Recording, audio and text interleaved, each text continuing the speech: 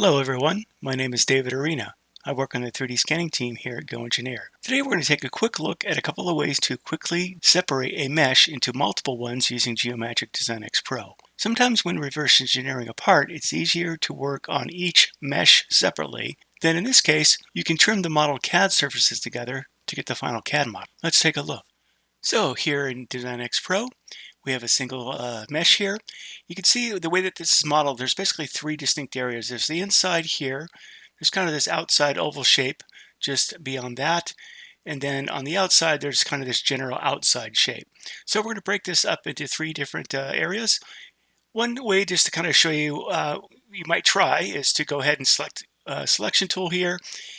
And if you zoom up here, you can see that if we cut or copy this area, that the basically boundary perimeter of that new mesh is going to have this kind of staggered edge, and it's not going to be smooth. Even if we add a different selection tool to our selection, it's still going to be kind of jagged. That's because it's selecting whole triangles during this selection.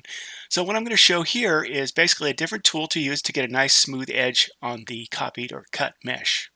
One of the functions I'm going to use is a 3D mesh sketch to basically ensure a smooth boundary. So once I'm in that command, I'm going to go ahead and manually draw a spline on the mesh. And I'm going to start basically at kind of where I perceive the curve change in direction on the mesh surfaces are. So it's kind of around this oval shape on one of the boundaries.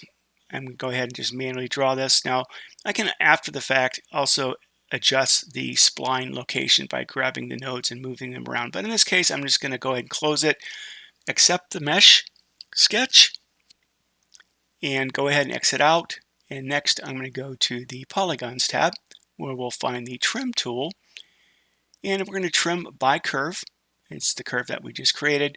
I'm going to go ahead and select that curve. And on the boundary, we're basically going to rearrange the polyvertices. So I basically accept that, and I have a nice smooth boundary to work with. Here we're going to go ahead and show you some more options.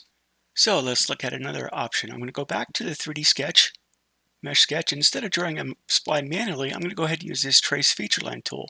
It's basically going to try to extract the high curvature area where I select. So in this case, it actually found the whole perimeter there.